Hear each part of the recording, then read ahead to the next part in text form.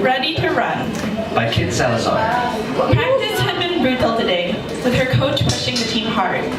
They might not have any games scheduled for the next few months, but that didn't mean the team could slack off. Unfortunately for Lauren, she pulled a hamstring in the middle of the game, and the pain was enough for her to stop running and drop to the ground. The coach called a stop to the practice, then ran to Lauren with the team medic hot on her heels. After a thorough inspection, the medic said, "It's not serious, but you'll have to rest for a few weeks to let it heal." Whatever protests Lauren had been about to voice were immediately silenced by her coach. "I'd rather have you out for a while to recover fully than risk permanent damage." After getting her prescription and a list of do's, don'ts, she went home and crashed. The anti-inflammatory medicine she took, coupled with fatigue, and the relaxing rhythm of the waves on the beach outside, promptly knocked her out. The persistent knocking broke through Lauren's sleepy haze. Looking at the clock next to her bed, she saw that it was already past 5 p.m. With a groan, she rolled over and covered her head with a pillow. That didn't do anything for her, as whoever was at the door didn't go away. A glance at the clock showed her that she had been sleeping for nearly 4 hours. She got up slowly and headed toward the door. Lauren knew she probably looked bedraggled, but anyone knocking on her door at this time shouldn't care. She rarely got visitors to her home, and she didn't really have friends nearby. Well, unless you counted the guy next door. Lauren smiled. Chris was a certified homebody, rarely leaving his apartment, a total opposite of her, who was away more than she was home. The first time she'd seen Chris, she'd immediately wanted to take a second look. His tall, lanky frame, with his broad shoulder and slim hips, and warranted a much longer look than that initial glimpse she'd gotten. His brown hair curled over a lean face with a slight scruff. He moved deliberately, but not sluggishly, like he was taking his time and absorbing the things around him. When she'd first knocked on his door, Lauren had planned to hand over some leftovers, and that would be that.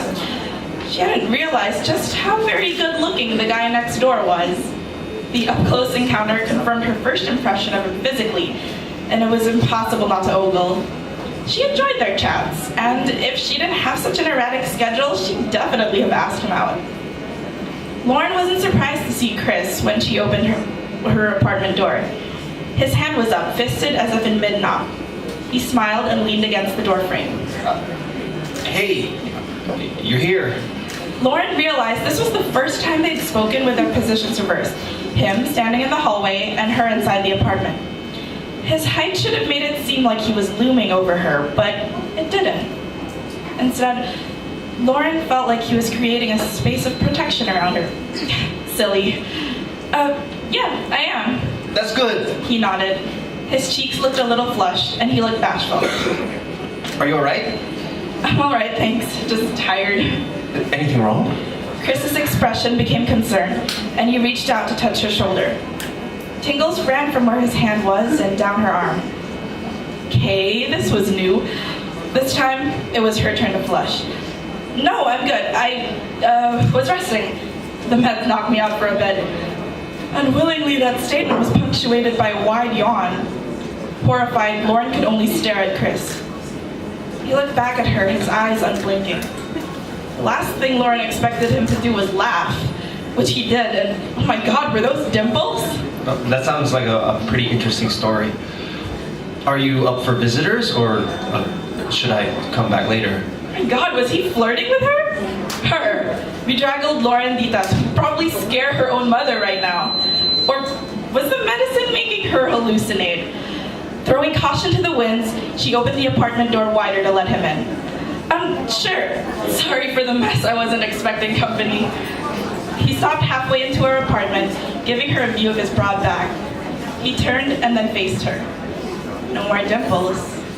His face was serious. I'm not company, Lauren. Well, at least I would hope I'm not.